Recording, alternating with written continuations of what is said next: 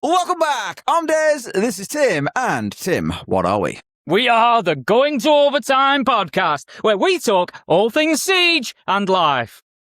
Hell yeah. Not all things life, admittedly. We haven't had conversations about are umbrellas a smart invention or not yet. So that's a bit to the side. New stuff. Always new stuff coming. It could be something. We'll see. Sometimes we have a moan about football as well, which I can talk about a lot at the minute. Because I'm hiding behind the sofa, Tim, peeking through my fingers at the minute with all the changes that they've made to our squad. I'm worried. There with you. It's going to be a rough one for Liverpool this year, I think. But look, we've got the Bezos money on the way in. So a bad season might set us up for a good one next year if he looks at it and goes, "What is this shower of shit I've bought into? We need some new players." I don't know. We'll see what happens. And you doing all of your watch-alongs this season for Liverpool games? Yes. Well, it's not going to be just Liverpool. If there's other games, basically, if there's other games that I'm watching, I'll probably I might as well watch it and do the stream. So I'm going to do the first game of the season is Arsenal Coventry on Friday night. So I'll do that. But yes, the aim is as a focus to do every Liverpool game. Yeah. And watch along with it. It's going to be on YouTube actually. I need to make the channel and stuff yet. But I'm looking forward to it. It's going to be good. All right, grand. For a lot of that to look forward to, and of course, a lot to look forward to today. The big three things to go through. One of them's kind of combined, but first one will be the new patch. Obviously, had the season reveal trailer just yesterday. We're hearing about all the goodies that are coming along, included. Is it Noor? It's Noor, isn't it? Noor, yeah. Noor. Yeah, that'd be a fun one to double check on exact pronunciation. But we'll talk about the new operator and all the changes that are coming in the season. And then, of course, the big one is where that was actually presented, where we saw the trailer, where we had Josh Mills up on stage, was, of course, at EWC, where FaZe, shock horror, are once again victorious, beating out Fury at 3-1 in the final. Cyber dropping 53 kills, earning the MVP, and to my mind now, probably standing up there as the greatest Siege player of all time. It's funny because I was going to tweet that. It was in my mind and I didn't in the end.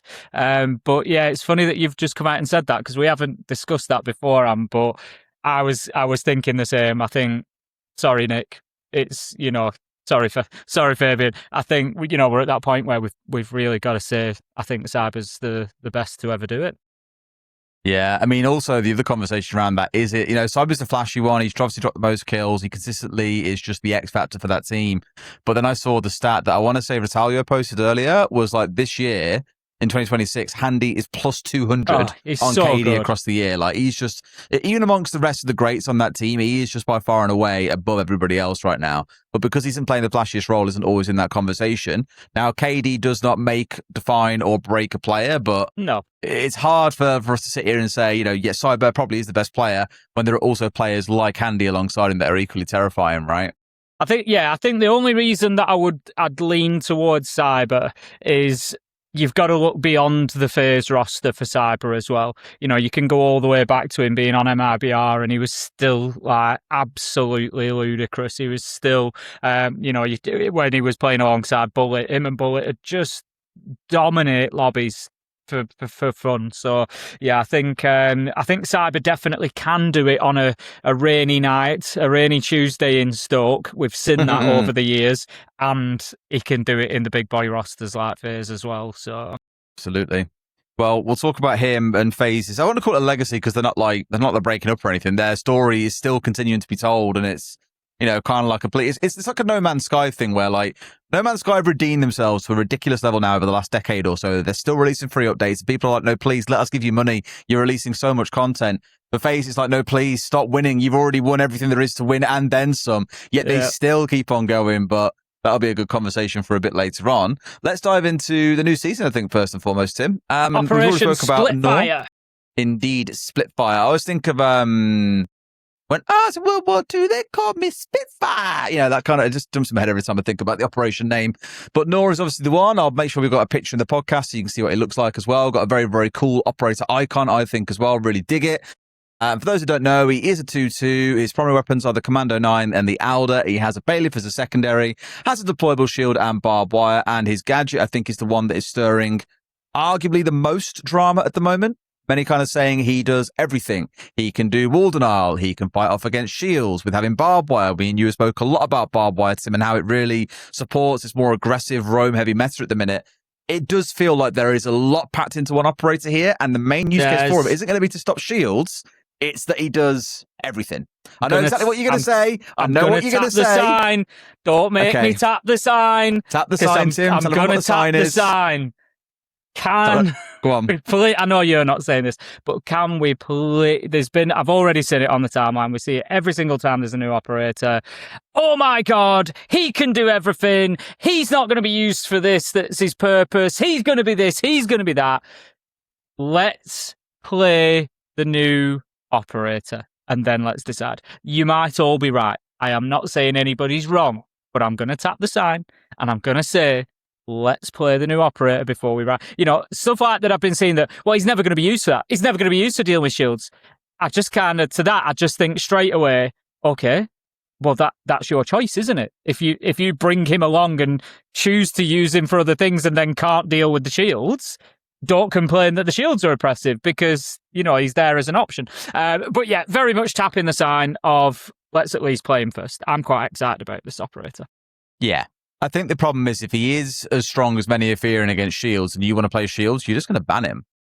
Like, yes, we've had this conversation now for a long time. Like, there are so many strong operators in the game today that you can't possibly ban away all the power picks. Like, there's always going to be an Azami available. There's always going to be a Mirror available. There are just multiple operators on the defensive side you would want to try and ban away. You can't ban them all. Nor will just be another one inside of the, well, if we're going to play a lot of shields, we probably should ban him, and then we'll try and deal with facing up against Keybers, for example, right? Like, it's not the end of the world, I don't think. If he is that good, he'll get banned. If he isn't, then I think you'll find that he sits there being I won't want to say a niche pick, but what I've been enjoying about a lot of operators outside of maybe Snake is kind of like proving this is not the case, but operators that can be picked on certain sites or certain maps, and teams will often default to them for those because they are like very, very, what's the word I'm looking for here? Synergistic with that particular setup of that site or whatever it is they're trying to do.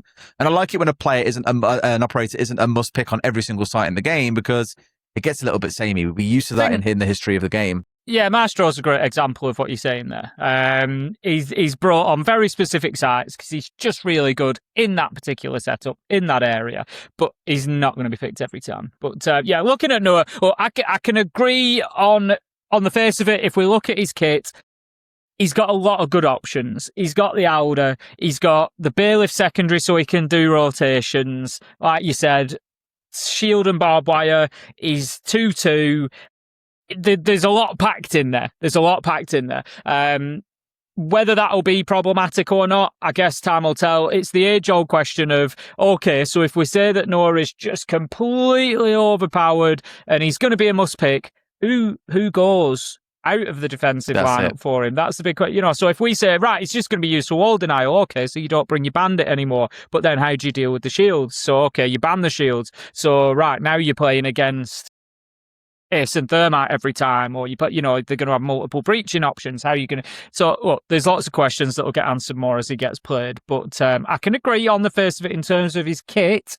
There's a lot packed in there, I think, is probably how I would put it. But yeah, we need to play him first and see how it works out. Yeah, but very excited. Me too. Looking forward to it. It looks really cool as an operator, so keen to see what comes of it. The gadget is called the Horus Lance Launcher, which is a really cool name. Yeah, it's a really cool. I think he. Correct me if he's Egyptian. Is the intention? He's Egyptian, and Horus is an Egyptian god who was like, it was always Horus in battle. There's a lot of little references, like his operator icon's a scarab beetle with its wings open. So there's a lot of little references in there, which are pretty cool, sort of the little cultural ones. But yeah, the Horus Lance Launcher can fire, so it's 5 projectiles, and I think it looks like it should be another way of dealing with Mirror as well, which is interesting, because at the minute, we've only got Carly and Ash, neither of which are massively popular. So it's irrelevant because he's a defender. Forget it. I was thinking of this the other day, and it didn't add up then either. Ignore that. But I think 5 of them, it's like a little, kind of like an Ash charge, but it'll go through a shield and it'll detonate after a period of time, puts fire on the floor, does damage, but it can also do that through reinforced surfaces, hence the talk around him denying is it fire on the floor, or is it? I thought it was fire that comes out of the gadget on both sides was the idea. It doesn't drop on the floor fire. Does it not? I thought it was the way I'd heard it explained, I thought there might be like a Dokkaebi style, when the coal detonates, but ignore that. probably wrong.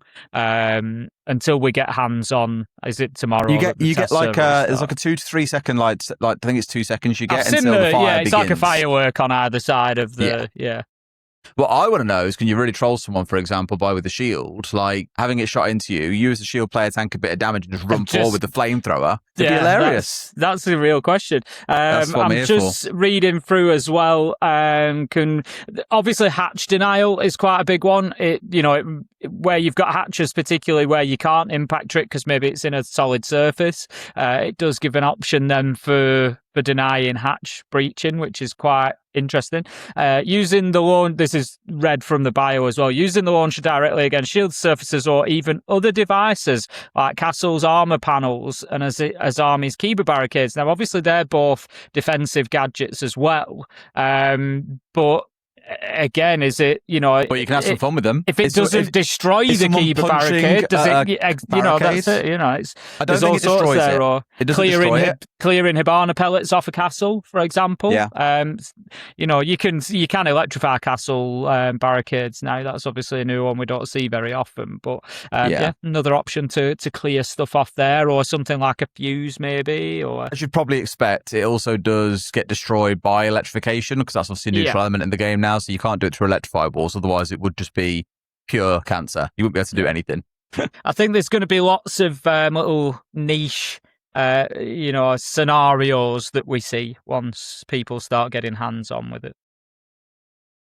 Good to see. And then obviously another big change is one that was spoken about back at SI is Legend Division, which honestly is actually not going to matter to most of us plebs. Us who watch esports, not. The ones who are caring about this are the ones who are playing esports. Let's be honest right now. Those at the very, very top, getting their own little queue. It's solo queue only. It's worth stressing as well. You've got to verify you've got all of your secure boot settings on, CPMs turned on, all that kind of good stuff. Believe we also heard as well, although it wasn't in the notes, there'll be manual reviews being done of players who are in Legend Division by a manual team at Ubisoft, which I know has been requested for a long time. That's going to be really cool to see. And if you, based on where you then finish inside that top 100, you get a numbered charm that you can then rock and basically say, yeah, I was number 1 in this season, for example, which sounds quite cool. What I would love if those games were like visible. One thing I used to always love, and I'm pretty sure you and I spoke about this before, back in the days with League of Legends, you could like just you could load up the client, press watch on a top game being played by top players at that time, and just spectate a live game, and it was awesome. Now, is that going to happen inside Siege? Probably not. But I would love a world where we would be able to like tune in and just start watching a live game, even like a round delay or something like that. That'd be really, really cool to be able to actually watch the best players do things. It serves as a really good learning resource for those that want to see how others play in the game. What are they doing that's cool, Yeah, I agree. Could be a lot of fun. Stuff like the community casting of like Face It, all that sort of stuff that we've had over the years has always proven quite popular. I think when you maybe get that little mix up of pro teams playing against each other, or all sorts of stuff is it could be a fascinating one, definitely. And then we had tons of little balance changes.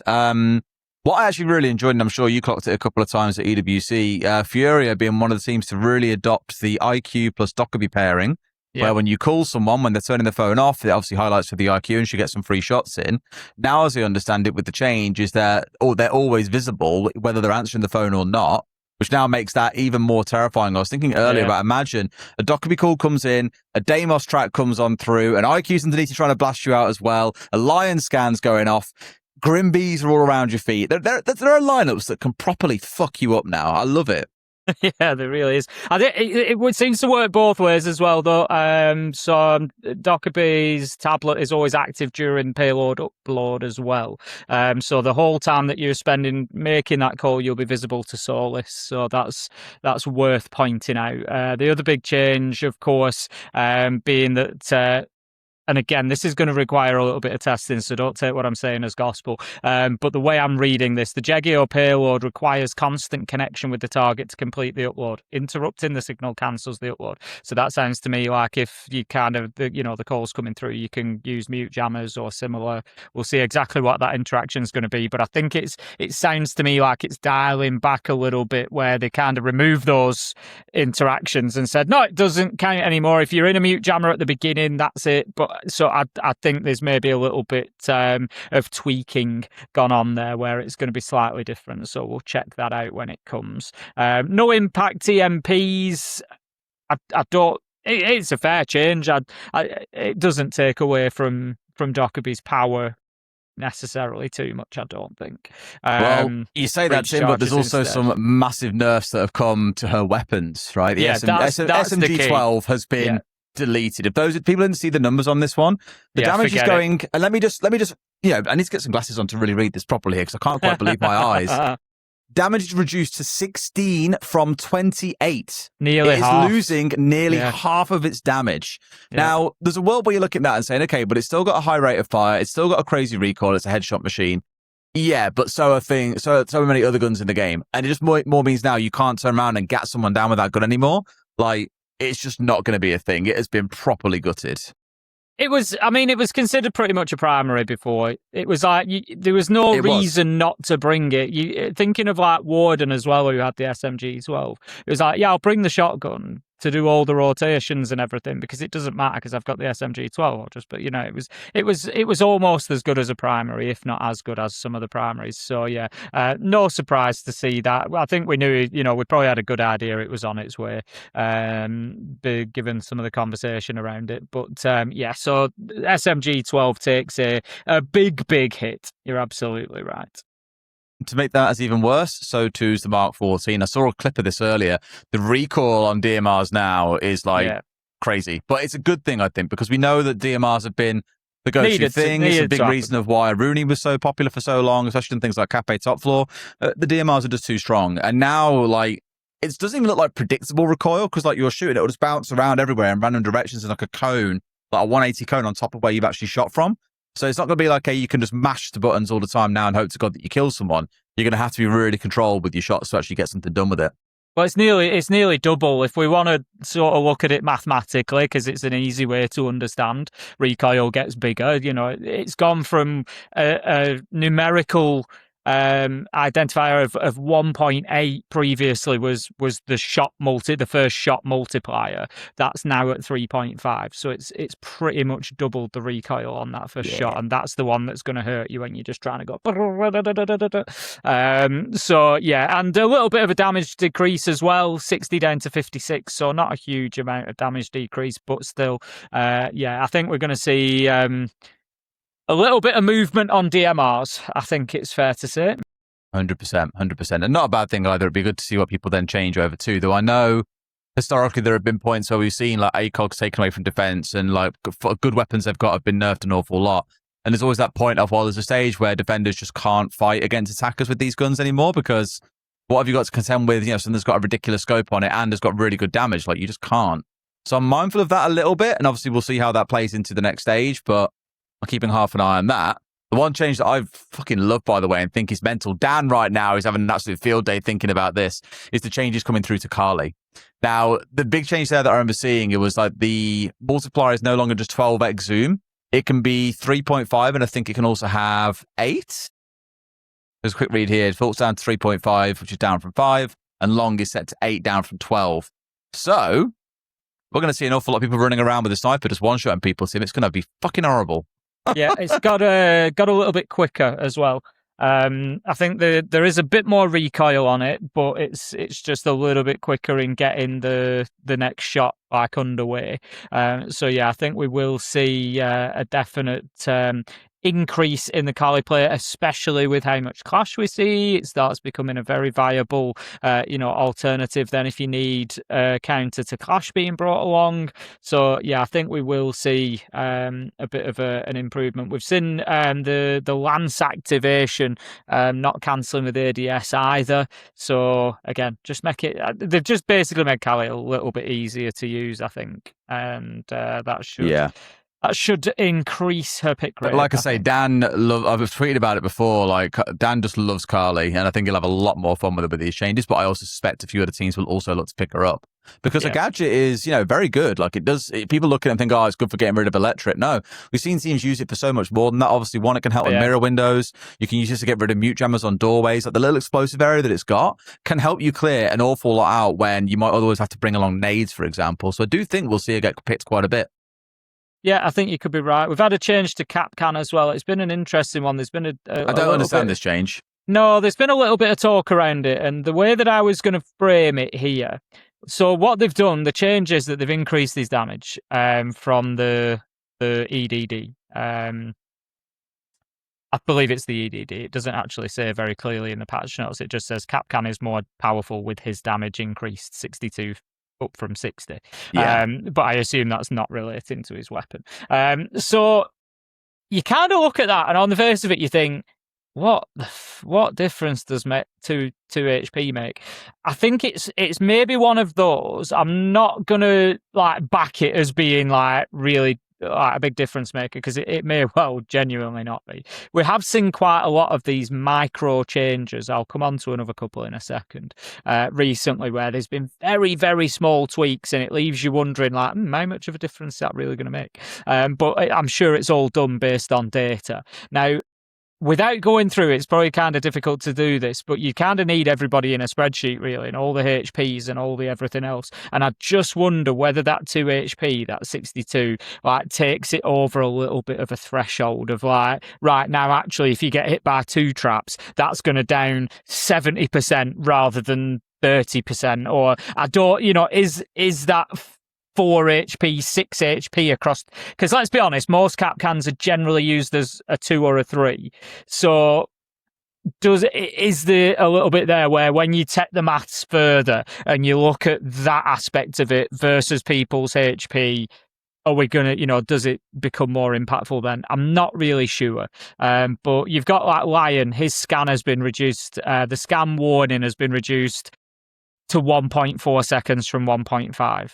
Like, yeah, we've reduced like what? Like, there's these tiny little micro changes coming in. Echo Sonic Burst refill time has been reduced to 15 from 16. So Echo refill, the Okars refill 1 second quicker. It's like, will that make a big difference? Is it going to make? This is it. And I look at it and I think they're interesting. I think of these micro changes because they must be on some data. They must be on some info. I'm sure that they run a simulation to say, right, how many times would this have had an impact, or whatever.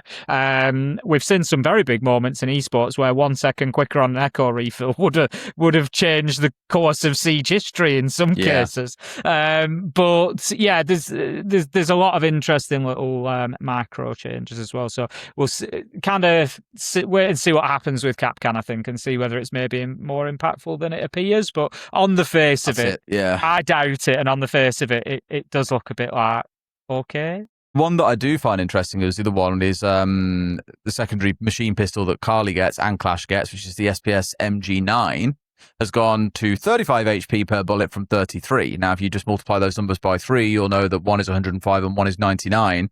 That's over that breakpoint where 3 bullets will kill a 3-speed straight away, rather than requiring that 4th shot.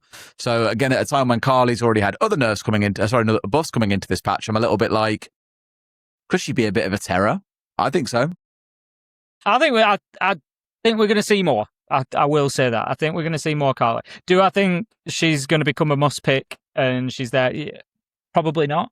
But I do think that we will see more. I think when we will see more Carly particularly is going to be against teams who pick Clash in esports. Anybody who's known as a Clash picking team, I think, we will start seeing Carly get brought along. And then outside of operator, weapon, all the rest of it, obviously we had a map update as well. Villa, as we saw revealed, now has a use for the basement. The meme of the basement being the most useless thing in the world that no one uses, and we don't know call-outs for because no one ever played down there, is now actually relevant because it is a site on the map. We're going to have to learn some call-outs beyond basement. We will if it comes into competitive. Like, we don't know if that's a thing yet, but this is more me feel like theory crafting here. I don't see why you make a change like this to a map and then not want to use it in competitive. So I wouldn't be shocked if we do see it change into the pool at some point in the future. When that is, I don't know, because I'm also waiting on Calypso to be added into the pool. I've not heard any news about either of these things, but there's 2 maps there that I'm saying I would love to see inside the pool. Villa's one of those maps in my mind that's still in the pool. Whenever I think about the map pool, I'm like, Villa's a comp map. Like, we've cast it so much. Yeah, exactly. It's just one of those that I just still think of as a competitive map. So, but I think, definitely going to be interesting to see how the Villa basement plays out. They've also made, I believe, the garage has been made into an internal area. It is, It's like a staging area into the building, which is quite cool. Yeah, which is big rather than having it as the kind of weird in between that it was covered but it was external and people would kind of go and sit out there on the car bonnet, and yeah, it was all a little bit. So yeah, we're going to see those changes coming through as well. I guess the question to you, Tim, if it was to be reintroduced into the competitive pool, what map would you remove? At the minute, I don't know if this will be unpopular or not. I think I've removed Border at the minute. I had a feeling you'd say Border, and my only concern with that is the maps are so different where they sit on the attacker defender leaning spectrum. I do don't agree think you with can. that. If you wanted something similar, I think I'd probably say Consulate. Me too. I also just don't like Consulate as a map that much. Yeah, I'd maybe say Consulate if you wanted something different. Sorry, if you wanted something similar, but all in all, the map I'd like to see gone in favour of anything coming in, be it Villa, be it Calypso, be it anything that could come in that isn't in theme park, even coming back. Anything for me would be get rid of Border. I'm done with Border now. It's got to the point where Coastline was when Coastline went. It's definitely one for me to just say we're fighting in 3 rooms here. Is anybody enjoying this anymore? Exactly. It's just very, very repetitive now. I think if you've seen one Border, you've seen them all. Yeah, which is very fair. And then lighter changes, 2 fun playlist changes. You've got the 3v3 arcade coming, which by itself, you probably hear this and you decide, I don't really care about this change, whatever. What I really like about it is they're testing a system that has been proposed a few times over the years, but because of how many players there will be in a game, you can't really do it in 5v5, is there is operator attrition. So when you pick an operator and play it for a round, that operator is then not available in future rounds, which I thought was a really cool idea. League of Legends, this is now the standard in their competitive games. It's called Fearless Draft, where once you've picked an operator, it can't be picked or banned in future ones. It's like auto-assumed to be banned. So if you get to map 5 as a best of 5 series, people are playing like champions that you just don't really get to see all that often. It's really cool.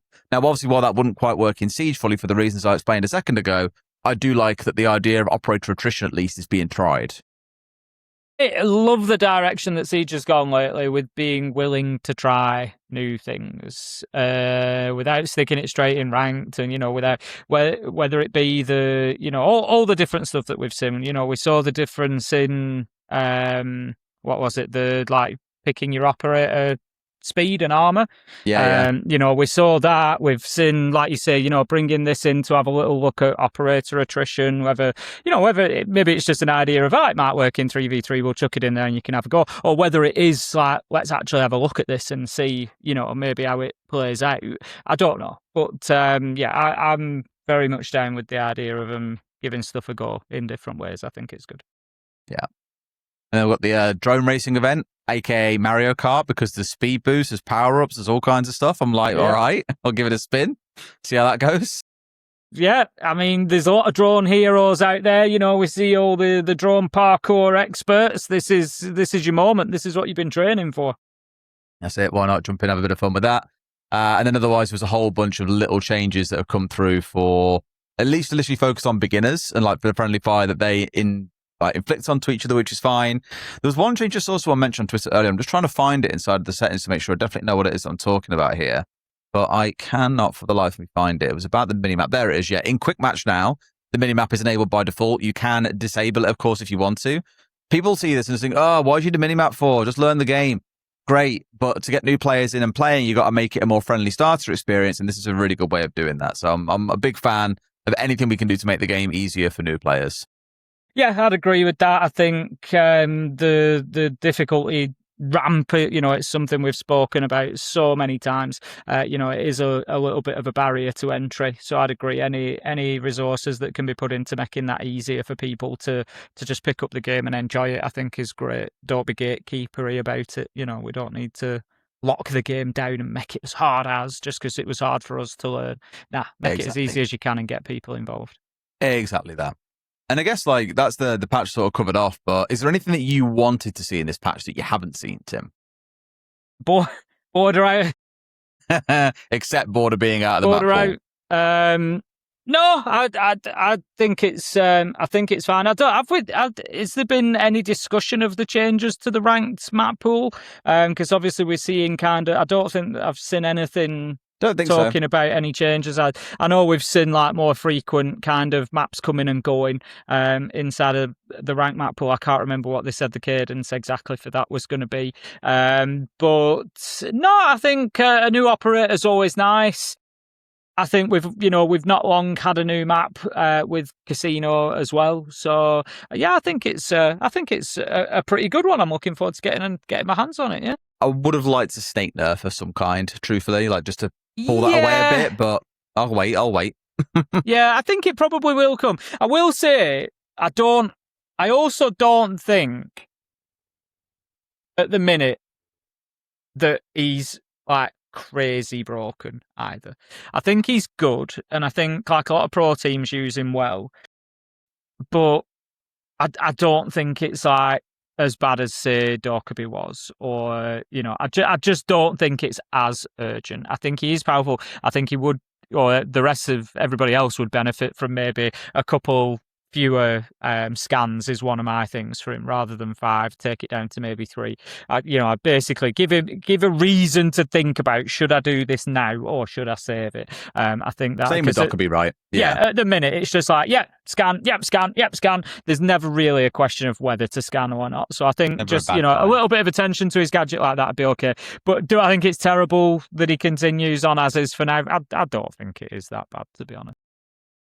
Okay, well, let's talk about our next big topic then, Tim. It is, of course, EWC. For those who missed it, we had FaZe versus Furia facing down in a grand final, which FaZe won 3-1, taking home $750,000, and probably even more importantly, not that they need it, but a guaranteed qualification to SI 27. And the MVP for the whole tournament was Cyber, who netted himself an extra $25,000 to take home. A very interesting event through and through. We had GK, for example, finishing in 4th place. Who the fuck ever saw that one coming? Dark Zero finished in 3rd place, not wholly unexpected.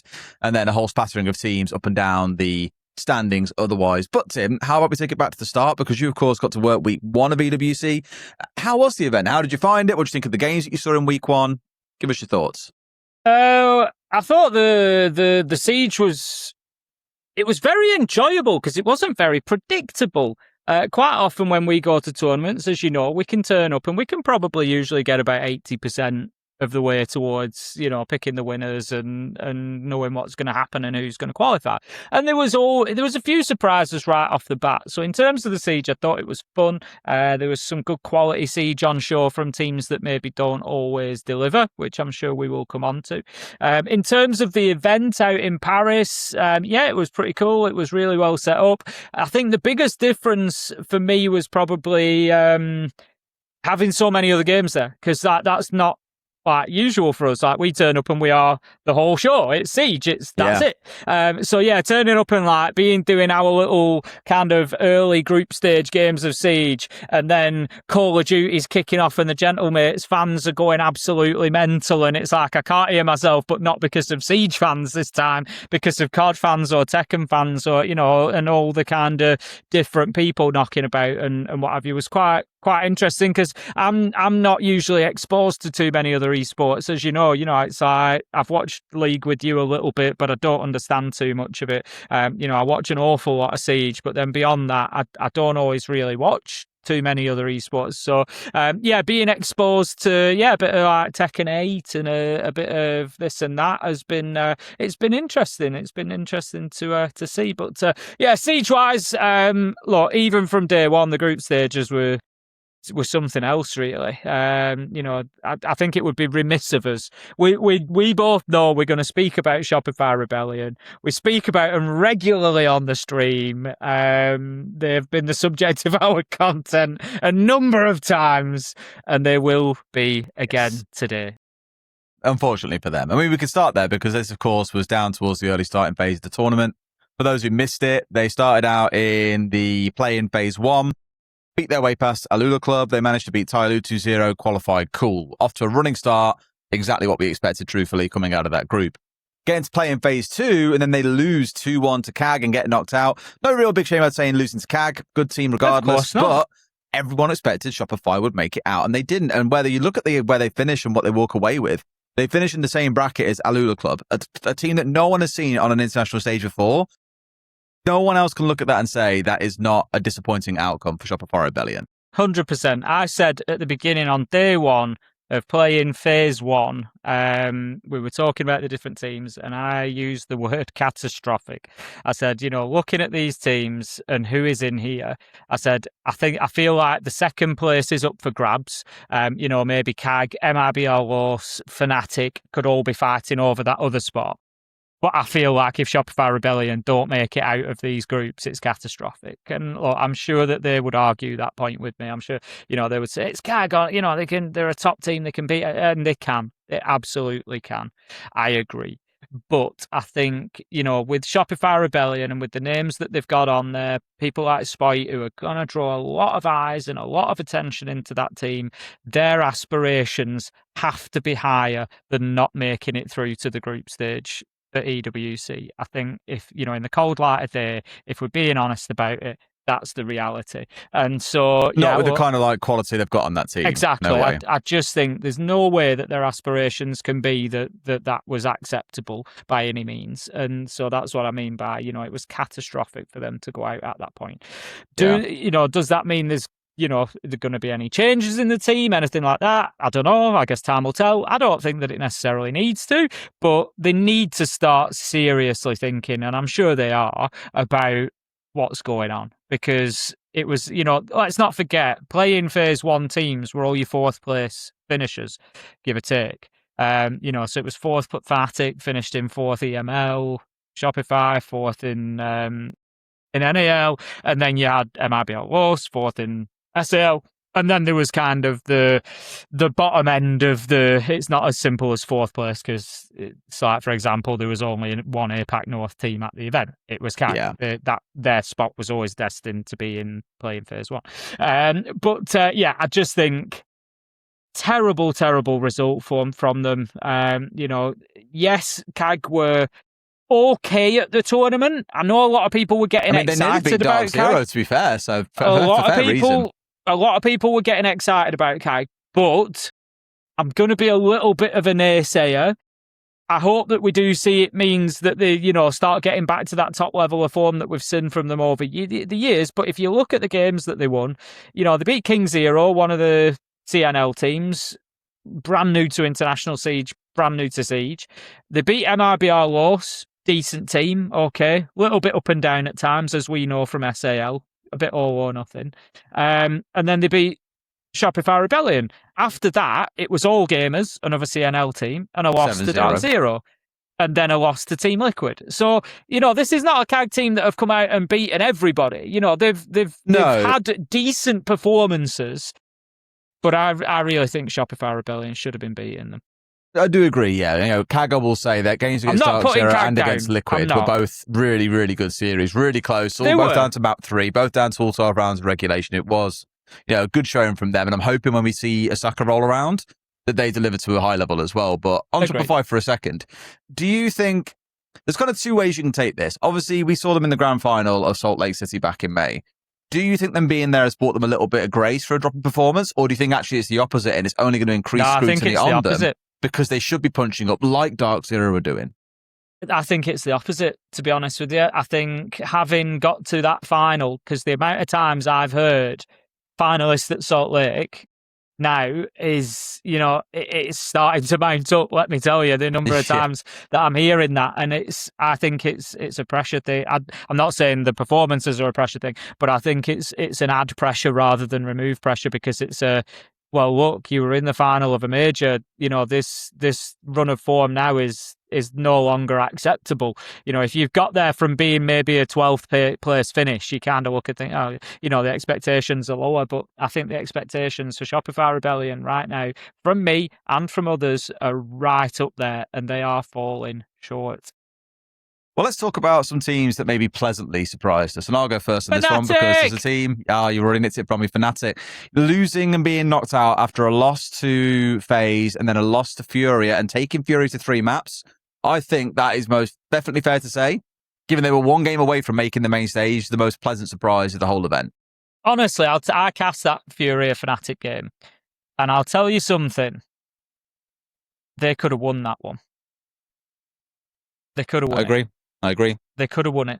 I think that third map, if you watch that third map of Cafe back, you will see that the nerves got the better of them. They came out and they just, and I kept saying it at the, on the broadcast, I kept saying, if they play to the top my prediction early on for Fnatic was, if they play as well as they've shown us, they'll get top half. They'll get a top half finish.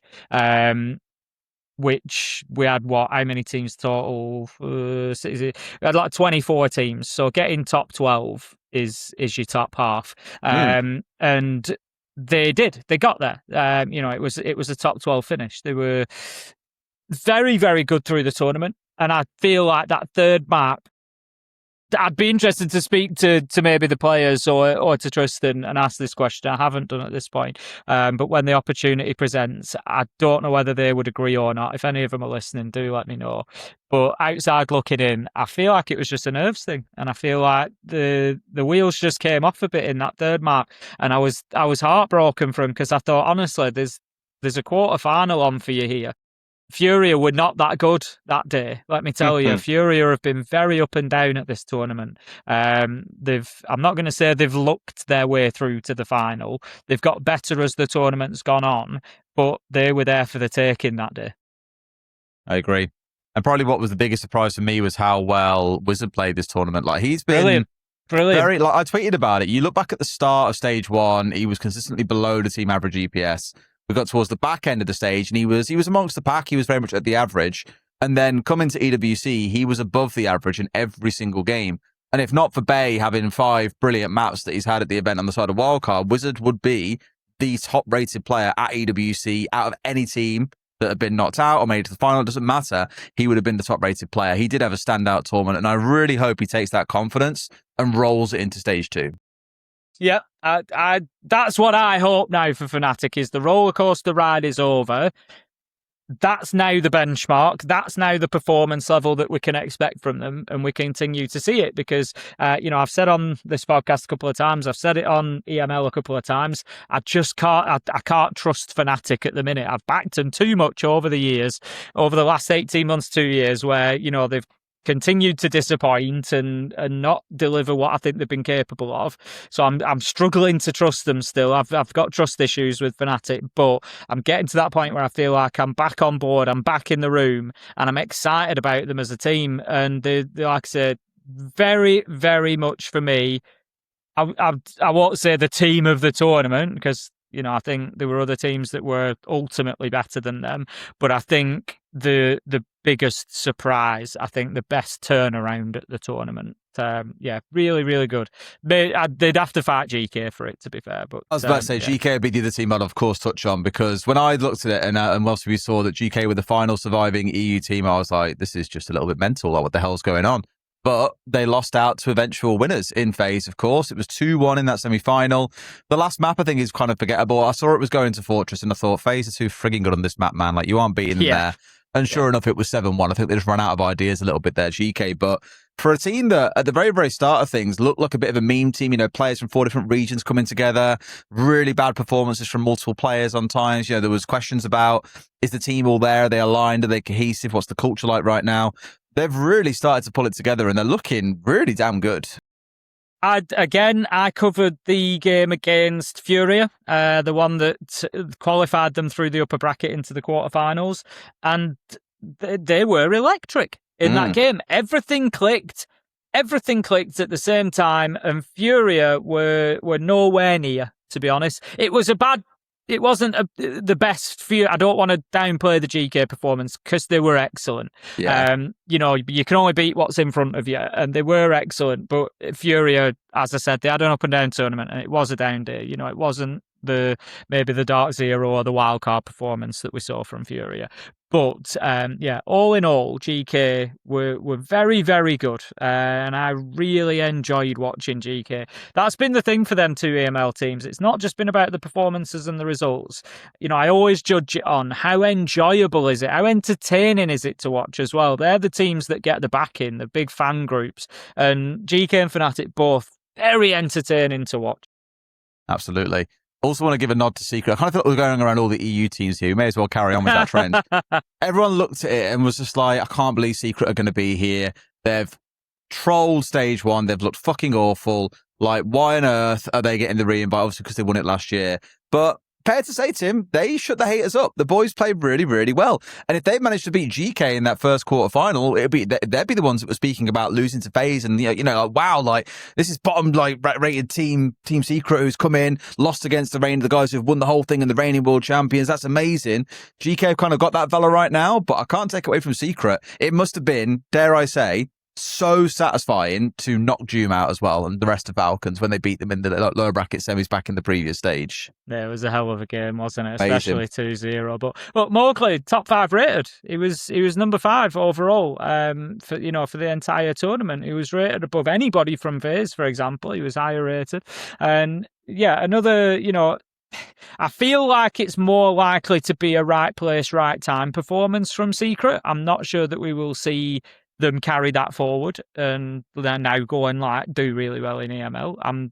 I'll again stand corrected if I'm wrong, but I don't think that's going to be the case. But yeah, overall, it was a fun one to see because it had, like you say, some great storylines along the way. It leads us nicely on to talking about Falcons. I've been harsh. I've been harsh to Shopify Rebellion team that got obviously knocked out like straight away. Like M80's one to talk about in a minute as well. Yeah. But beat M80, lost to Wildcard, and then lost to Secret. It is another disappointing result for Falcons. And at this point, although there were questions before about was Shiko the problem? Like, can they fix things bringing in Doom? I don't want to put the blame on Doom, and I've said this multiple times. I don't pin this on Doom. There is still something fundamentally wrong in that team, and they need to figure it out. Shiko was not the problem, I think, is a big part of what it shows. Look, I've been harsh, as I said, with Shopify Rebellion. I will never be accused of bias. I never have been, I never will be. And I will say the same for Falcons. This result at EWC was catastrophic. This is a team that has historically done very well at the tournament. I think they've won it twice, or certainly once. I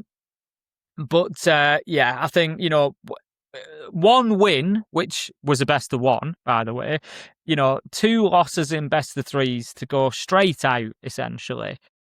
Just, I don't even know where to start with what's going on with Falcons. Is it a mental thing? Is it? There was a moment against, I'm pretty sure it was against Wildcard. I think it was on Fortress. I'd want to have Fortress, a look. yeah. Map 2 Fortress, they were 6-3 up. I'm saying 6-3 off the top. I'm pretty sure it was 6-3 up. And it just went so wrong for them at a very interesting moment, because what happened was there was a moment where I think Wildcard had been giving a bit of chat and stuff. Leakerfax stood up and he got a 3K, won the round, and he pointed at the back of his shirt at his name, Leakerfax. And they didn't win another round after it. It was 6-3. It was round 9. Leakerfax gets a 1v1. He'd hit a 3K the round before, but Bay won the round in a 1v2. And then the next round, Leakerfax wins a 1v1, stands up, points at the back of his shirt, points at his name, and they lost every single round after that to lose the map and lose the game 2-0. Crazy, isn't it? Yeah, I was just what is going on? And it just seems like such a mentality. We've already spoken a lot about Falcons' mentality when it's come to getting finals won.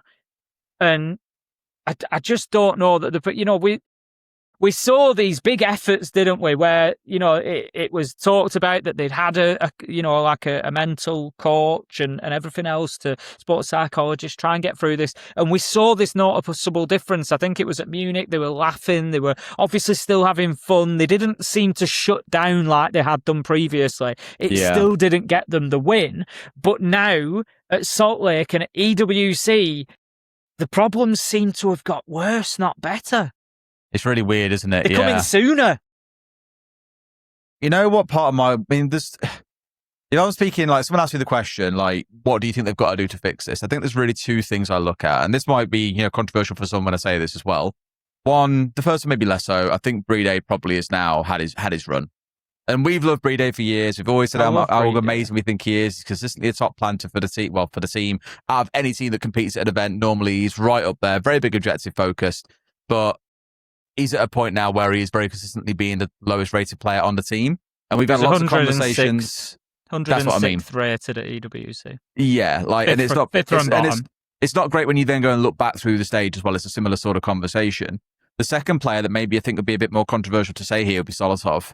I knew that was coming. I only can say this because of what I've obviously seen on social media, but I've heard, at least from what I'm seeing online, is that sometimes he and Leakerback are a little bit at each other, which I will put a big asterisk on and say that's because they're the only two players that really talk on this team.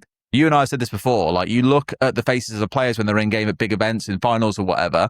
Shaiko was always silent. Bride was always silent. Usus isn't a speaker. So it is always going to be Leakerback and Solotov that are talking. So naturally, that's where any conflict would occur. It would be between those two.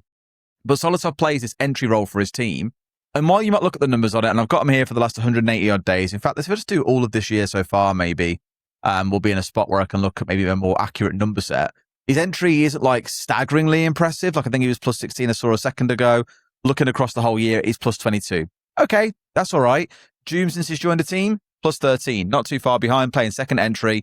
So be it, okay. My worries with Solotov is in a lot of games, especially against bigger opponents, I feel like he's very, very 50-50. Like, you can't turn to him and say he's guaranteed going to get us this entry here. We are going to pull ourselves ahead and around and get something going. And I just worry that maybe he's not the player they need anymore. Like, his KD is like third bottom as well. Like, as a player that's, meant to be shining for your team and getting you good entries. Compare it to entries that we've got on other teams who are working absolute magic at times. I'm just concerned that if you need to make a change, he probably is the guy that you remove. My only worry then is you're losing the only other voice on that team. And Leakyfak is then very much alone, surrounded by largely quiet players. Juma, I think, speaks a bit, not tons. But if they're going to make two changes, it's probably going to be Solotov and it's probably going to be Bride. You can't remove Leakyfak. He's too good as an IGL. Doom, I think he's playing great. He's the highest rated player for them throughout the year so far. And Usus, I think, is still absolutely excellent. Like, so reliable and solid as a player, you can't really afford to see him out. So it's got to be Bride and it's got to be Solotov. But who do you replace them with? We'll see. I honestly, and this sounds bad to say, I'd go knocking on the doors of Fnatic potentially. I was just going to say a wizard, question mark. Probably what I'd point towards, honestly. And it sounds horrible to say because I really want to see Fnatic stick together through stage 2 and show us what they can do at the major. But I do. I wouldn't be shocked if people are looking at that team as they have done now for a long time and saying, oh, someone's playing on that team? Yoink. Yeah. Why not? Yeah, Fnatic need to not become in a football term, a selling club. They need to, they've got a good set of players, I think, at the minute. If they stick together and work at it, they'll have a very good run coming up ahead of them. Yeah, so I agree. Hopefully we see that. But yeah, look, you look at a team like Falcons, and I think everybody, or a lot of people, would like to see that roster do well. It's like, you want to see them do it because these names, they're these big players. It's like you kind of want to see it come together because you can see the potential that's there. I just don't know if it's ever going to happen. They had four chances and they didn't do it. They won't be able to do it now, I don't think. Exactly. Not without bigger changes. Do you want to know what I feel like? They are the modern day Team Liquid.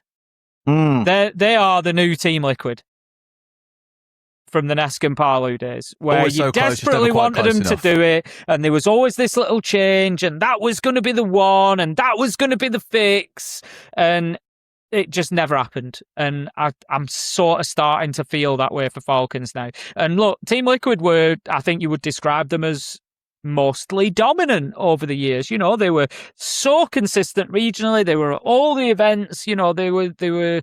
You always knew you were going to get good performances out of them, but they couldn't. I mean, we know only too well. We cast all of Liquid's losing finals. I think I'm right in saying all of them. There might have been one that we didn't. But otherwise, we were quite familiar with Liquid losing finals because I was desperate to voice Liquid finally winning something. And, we kept getting these finals and I'd be like, yes, Liquid have made it to the final and we've got the final. And then it just wouldn't happen. But yeah, I just feel like Falcons, it feels like no matter how hard they try, it feels like, if anything, maybe the harder they try, the further they get from it, if anything. It's crazy, isn't it? Yeah, I don't know what the answer is for them. If I did, I'd be, in a coaching or a playing job, not sat here talking about it.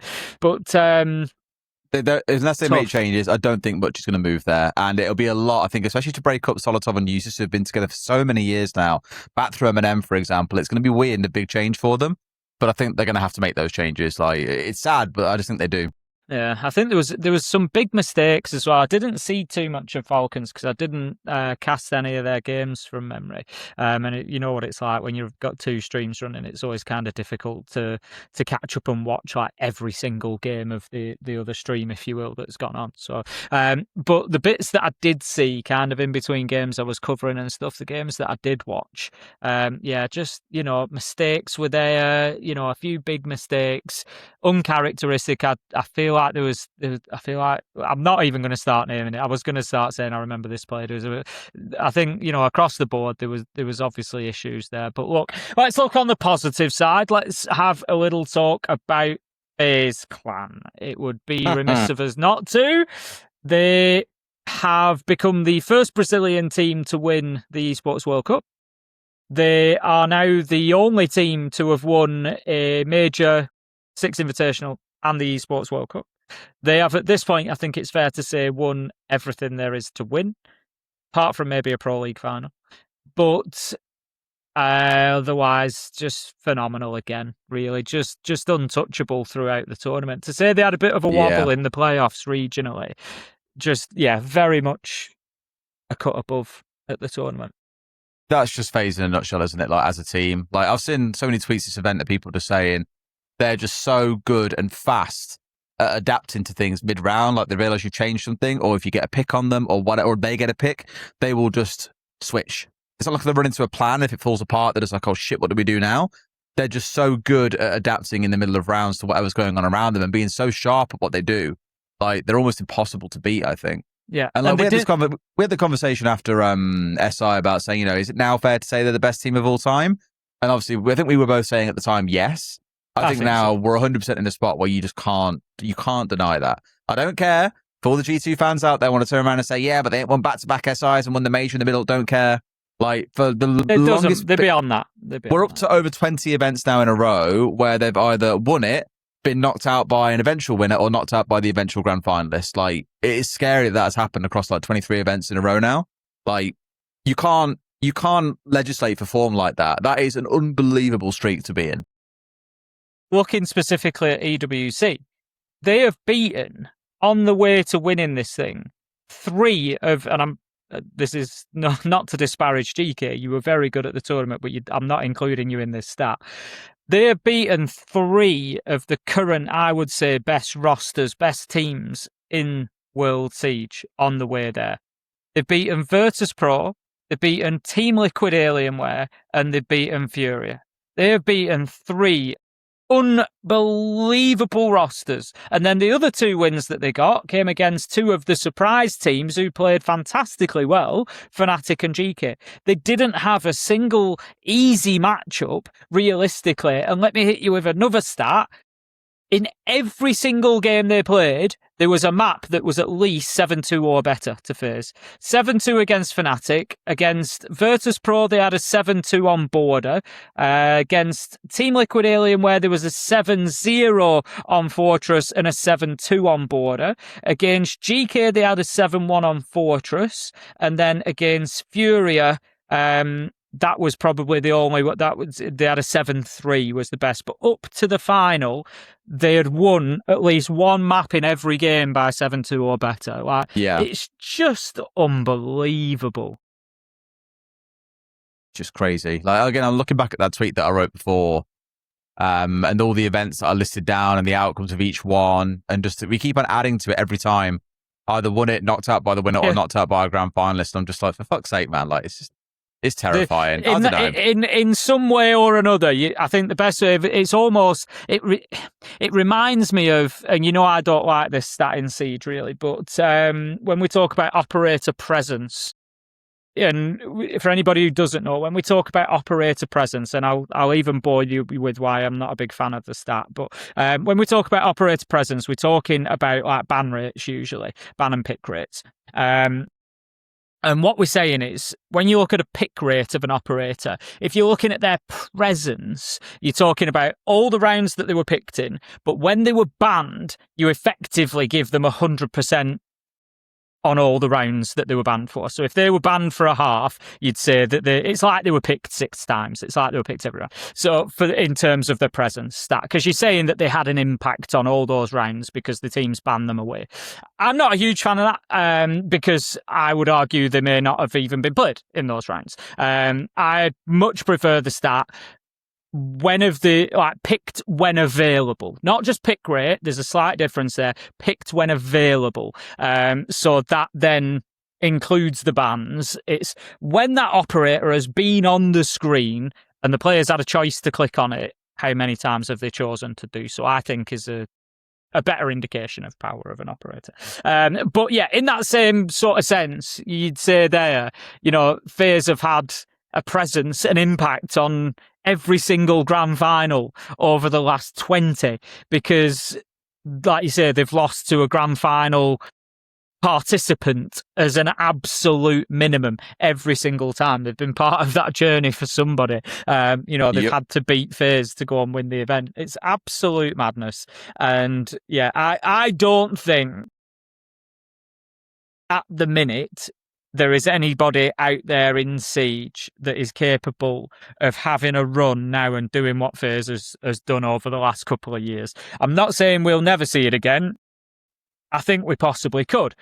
I just don't think that there's any team, I think G2 are a very good team. They didn't make it to EWC, whatever, but I think they're very good. I think they'd be capable of stringing a few events together. I'd say the same for Furia. Team Liquid Alienware seem to have taken a bit of a dip, but maybe Dark Zero, Wildcard, I would argue, could maybe string a couple of events together.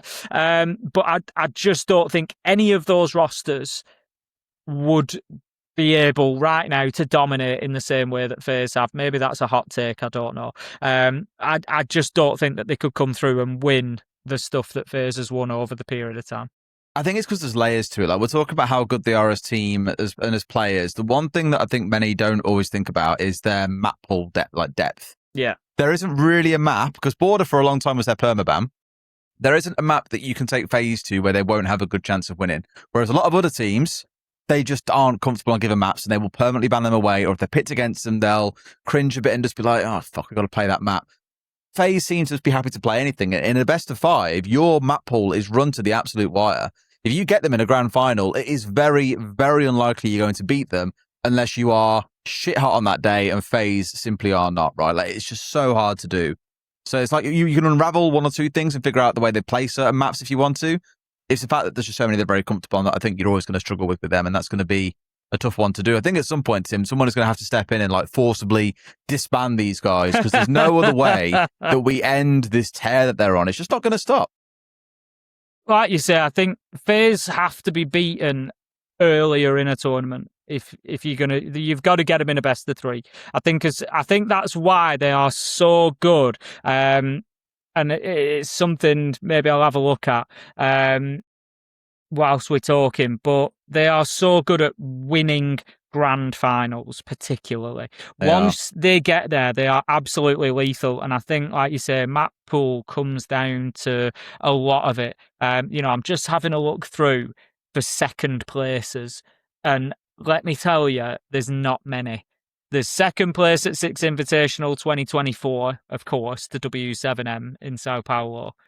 Other than that, it's either first or it's quarterfinals or before. It is very, very rare. You've got to go a long way back. SI24 to see when they last lost the best of 5? SI24 was the last time they lost the best of 5. And then Berlin 22, when we saw Rogue beat them, that was a best of 5. Yeah. And they're the only 2 grand finals that you can really find that they've lost in the final, all the way back. You're looking pre-2022 at that point. Scary, isn't it? And then the roster's significantly different, etc., etc. So, yeah, I just think once they get to a grand final, boy, are they hard to beat. And I think, like you say, it's because of that, they get stronger with every time that the map pool bounces up. Best of 1s, anybody can beat FaZe. Best of 3, as much as anybody can beat anybody in a best of one. Best of three, it gets a bit tricky. Best of five, it's like impossible mode at that point. You know what? I think it won't be a popular thing to say because they're always the villain. No one really wants FaZe to win because they've been accused of having a boring style of siege. They win everything, whatever. I would actually really like them to go and win the third SI in a row in Sao Paulo in February, purely because no one will ever do that again. No one will win 3 SIs back to back. And I think while there is still right now, there's 2 teams that have won it back to back. Like either one could be amazing, the G2 Penta team or this FaZe team. They win 3 in a row. There's zero conversation. Discussion over.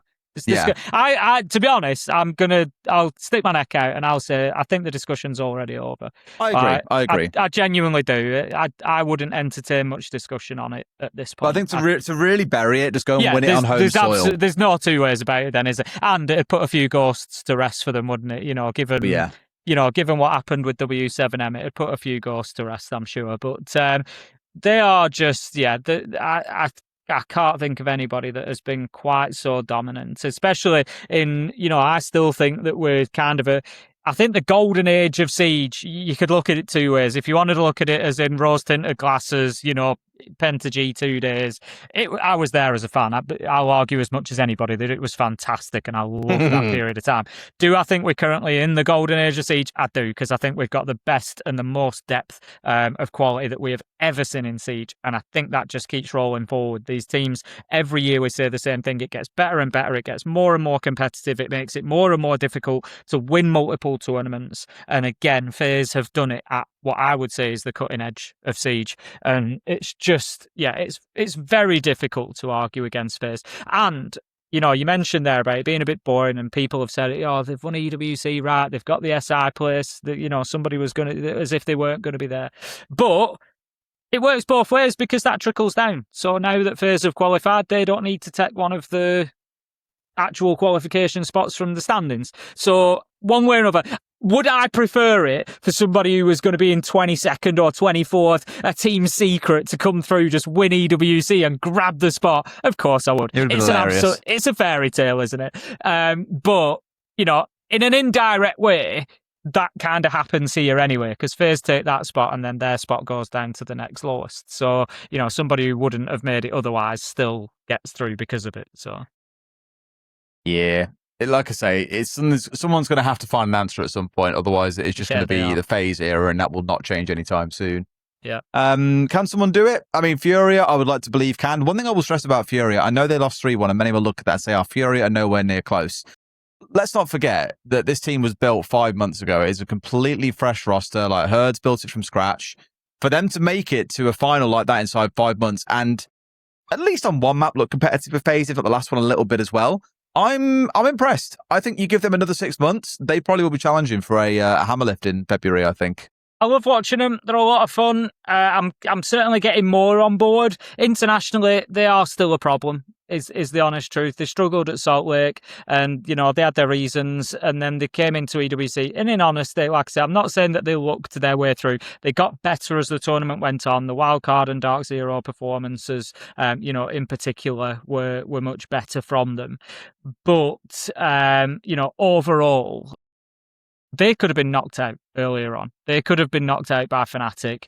They were beaten by GK. They were run close by Weibo. It wasn't plain sailing for them. They have to improve because other tournaments in future, they'll end up getting themselves knocked out by not performing early on. That's it, yeah. It's going to be interesting either way. I think we all know where we expect SI to go. And of course, Japan's still got to come before then as well. Lots to look forward to when it comes around to our next couple of events, Tim. Ooh. But we are basically at time. We're at an hour and 10. Any final things you want to wrap up on before we close out the show? No, I don't think so. It was always going to be a very Siege-heavy episode. We knew that with EWC and everything. So there is one question, actually, which I didn't remember to ask you, and I should have asked you. How did it feel cheating on me? It never feels good, Dez. I love Jesse, and I've very much enjoyed working with Iconic. It's my first time working with him. Very cool guy, and a pleasure to work with behind the scenes as well. I will say that for Dave. But yeah, well, I like my old shoes, Dez, and I'm your old shoe, your old stinky fucking shoes. Nice one, Tim. You're my old go-to shoes that I just, quite frankly, it doesn't feel the same with anybody else. I'm looking forward to us getting back into it for stage 2 as well. I'm looking forward to seeing all the days that work in. It'll be good fun. And then, of course, we can look forward to Japan rolling around and everything else that comes, mate. It'll be good to get back together again. It shall. All right, well, let's wrap things up for there then, Tim. I think because we're in off-season again, we'll carry on with a break next week and then we're back again in a fortnight. That works. I would really like to get an interview on at some point, maybe grab someone who was at EWC on one of those teams that we've spoken about today, and we'll see what we can get from it. And we'll try and get that out over the next couple of weeks as well. It'd be good fun. Yeah, sounds good. Smashing. All right, perfect. Cheers for just watching, guys. As always, like, comment, subscribe, follow all the good stuff. You know the buttons to press and the keys to type. Go ahead and do that. Any questions you've got that you want us to talk through as well, please feel free to ask, and we'll talk about it on the next show. Until then, have a good one, stay well, and we'll see you all soon.